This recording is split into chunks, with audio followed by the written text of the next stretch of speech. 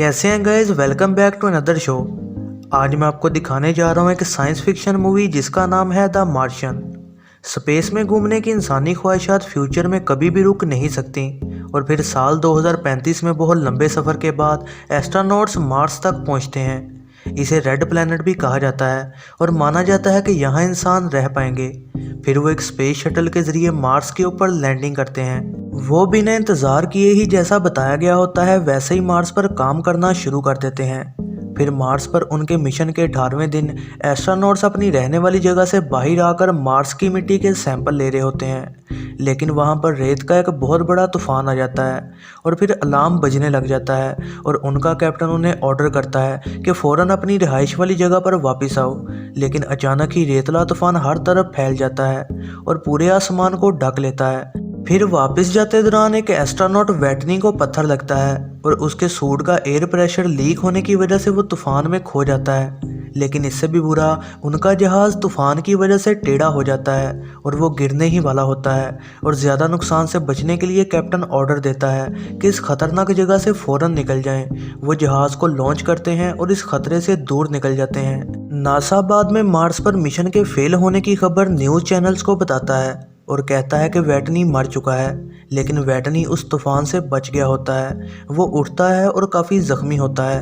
एक लो ऑक्सीजन की वार्निंग बजती रहती है क्योंकि उसका सूट ख़राब हो चुका होता है। वो जल्दी से अपनी रिहाइश वाली जगह पर जाता है ताकि वो अपने ज़ख्मों पर मरहम लगा सके और जैसे जैसे वो ठीक होता रहता है वो अपनी रोज़मर्रा की ज़िंदगी अकेले इस प्लेनेट पर बैठे रिकॉर्ड करता रहता है। इसी दौरान उसे एक बहुत ही ज़रूरी चैलेंज पेश आता है और वो बताता है कि कम से कम खाना खाने के बावजूद भी जो खुराक बची है वो उसको सिर्फ 400 दिनों के लिए ही खा सकता है, जिसकी वजह से वो बहुत परेशान होता है क्योंकि वो जानता है कि मार्स पर आने का अगला मिशन 4 साल बाद का है और वो खुराक की कमी की वजह से इतनी देर तक जिंदा नहीं रह पाएगा।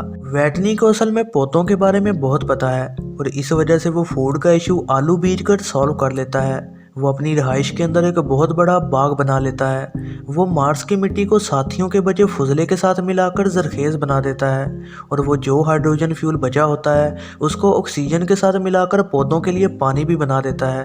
महीनों काम करने और टेस्ट करने के बाद 54 डे को मार्स की ज़मीन पर पहली बार वेटनी के बीजे के आलू उग जाते हैं। लेकिन ज़मीन पर नासा वेटनी के मरने के अफसोस में एक जनाजा कर रही होती है क्योंकि उन्हें नहीं पता होता कि वेटनी अभी ज़िंदा है। लेकिन एक दिन एक रिसर्चर सैटेलाइट के ज़रिए देखती है कि कुछ सामान मूव किया गया है और अब उन्हें पता लगता है कि वेटनी असल में ज़िंदा है, लेकिन वो उससे राब्ता नहीं कर पाते क्योंकि वहाँ की कम्युनिकेशन बहुत ख़राब हुई होती है।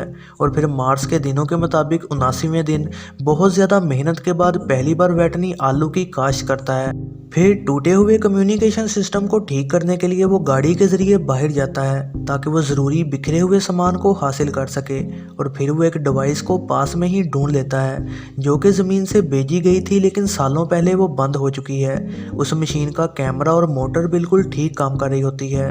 डिवाइस के ज़रिए वेटनी बिना आवाज़ वाला कम्युनिकेशन सिस्टम बना लेता है और कामयाबी से ज़मीन पर लोगों के साथ कॉन्टैक्ट कर लेता है जो कि वेटनी के इशारों को समझने के लिए हद से ज़्यादा कोशिश कर रहे होते हैं। वेटनी खुशी से पागल हो रहा होता है ये जानकर के अकेले इस सियारे पर रहने के बाद आखिरकार वो फिर से लोगों से बात कर रहा है। लेकिन बाद में वो नासा को लेकर बहुत दुखी हो जाता है क्योंकि उन्होंने दुनिया को नहीं बताया होता कि वेटनी अभी जिंदा है। लेकिन वेटनी उनसे बात करने के बाद बहुत ज़्यादा परेशान फील नहीं कर रहा होता। नासा जल्दी से जल्दी एक स्पेसशिप बनाकर उसके लिए भेजना चाहती है, लेकिन उन्हें बहुत तेज़ी से काम करना पड़ेगा ताकि वो उसे वहाँ से खुराक ख़त्म होने से पहले ही बचा सके। लेकिन उसकी रिहाइश में एक धमाके की वजह से सिचुएशन और भी ज़्यादा बिगड़ जाती है। एक एयर प्रेशर डोर के लीक होने की वजह से एक जगह फट जाती है जिसकी वजह से उसके बाग में मौजूद तमाम आलू अब खतरे में होते हैं और इस वजह से तमाम आलू की फसल तबाह हो जाती है। ये देखते हुए कि उसकी तमाम कोशिशें बेकार हो गईं, वेटनी बहुत ज़्यादा दुखी हो चुका होता है। इस नतीजे में बहुत कम टाइम रह गया होता है और नासा को अपने प्लान तेज़ करने पड़ते हैं। इस वजह से वो स्पेसशिप को बिना ज़्यादा सेफ्टी टेस्ट किए ही वक्त से पहले लॉन्च कर देते हैं और फिर 185वें मार्स के दिन के मुताबिक हर चीज़ बिल्कुल तैयार होती है। नासा स्पेसशिप लॉन्च करता है और हर चीज़ बिल्कुल ठीक जा रही होती है, लेकिन तभी रॉकेट में गड़बड़ होना शुरू हो जाती है, जिसकी वजह से वो ऑर्बिट से हट जाता है और कुछ देर के बाद टुकड़ों में तबाह हो जाता है। तमाम लोग इस वजह से परेशान हो चुके होते हैं, क्योंकि वो जानते हैं कि मार्स पर मौजूद बेचारे वैटनी के लिए ये कितना ज़रूरी था, और वो इस वजह से बहुत डिप्रेस हो रहा होता है, ये समझते हुए कि वो अब ज़िंदा नहीं बचेगा। वो अपनी आखिरी ख्वाहिशात उनको बेच देता है। अब नासा बैकअप प्लान के बारे में सोच रही होती है कि क्या किया जाए। तभी नासा को चाइना की स्पेस एजेंसी से बहुत अच्छी खबर मिलती है, जो कि अपने बूस्टर रॉकेट्स के ज़रिए नासा की मदद करना चाहते हैं, जो कि वापस आती स्पेसशिप को दोबारा से मार्स की तरफ को धकेल देंगे और वहां पर वो मार्स वाली शटल को लेके उसे बचा लेंगे।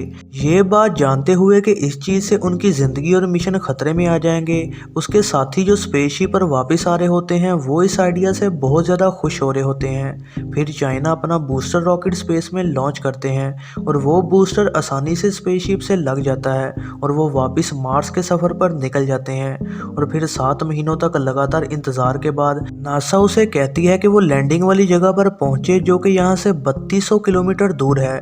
वैटनी फिर फौरन ही अपनी 3 महीने लंबी इस जर्नी पर गाड़ी में निकल जाता है। वो सहरा से गुजरता सीधा उस जगह पर पहुंचता है और वो स्पेस शटल को ऑर्बिट में ले जाने को तैयार होता है, लेकिन दूसरी साइड फ्यूल की कमी होने की वजह से वो बताते हैं कि वापस आने वाली स्पेसशिप बताई गई जगह तक नहीं पहुंच पाएगी और इस वजह से वैटनी को कोई हल निकालना होगा ताकि वो मार्स की ग्रेविटी को हरा सके और ख़ुद को वापस आती स्पेसशिप के जितना पास हो सके पहुंचा सके। ऐसा करने को वैटनी को शटल की भारी चीज़ों को अलहदा करना होगा ताकि वो ज़्यादा स्पीड के लिए शटल का वजन कम कर सके। फिर 561 दिन के बाद वापस आती स्पेसशिप जितना करीब पहुंच सकती थी पहुंच जाती है और वैटनी के यहाँ तक पहुंचने का इंतजार कर रही होती है।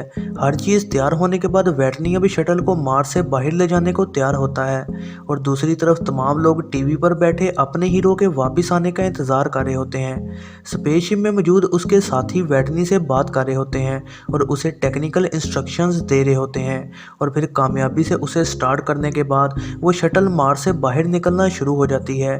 वैटनी इतने प्रेशर को नहीं सह पाता और कुछ देर के लिए बेहोश भी हो जाता है। थोड़ी देर बाद शटल बूस्टर से अलहदा हो जाती है और वो ऑटोमेटिकली स्पेस में जाना शुरू हो जाती है। वैटनी उठता है और उनके ऑर्डर्स का जवाब देता है। हर कोई उसके पहले उठाए गए कदम पर खुश होता है, लेकिन जल्द ही उन्हें एक टेक्निकल मसला आ जाता है कि जितनी स्पीड में वो आ रहे हैं उसकी वजह से वो स्पेसशिप पर आसानी से लैंड नहीं हो पाएगा। फिर कैप्टन स्पेसशिप के फ्रंट वाले हिस्से को ब्लास्ट करवाती है ताकि वो स्पेसशिप को थोड़ा स्लो कर सकें, लेकिन यह पता लगता है कि वैटनी वाली शटल और उनकी स्पेसशिप सेम लेवल पर नहीं है।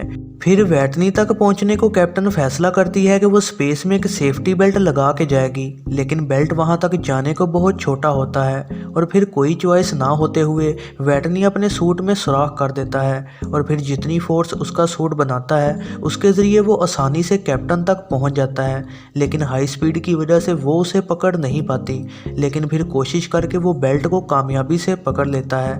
वैटनी और उसके साथी आखिरकार कई दिनों के बाद मिल जाते हैं। महीनों सफ़र के बाद आखिरकार स्पेसशिप खूबसूरत नीली ज़मीन पर पहुंचती है।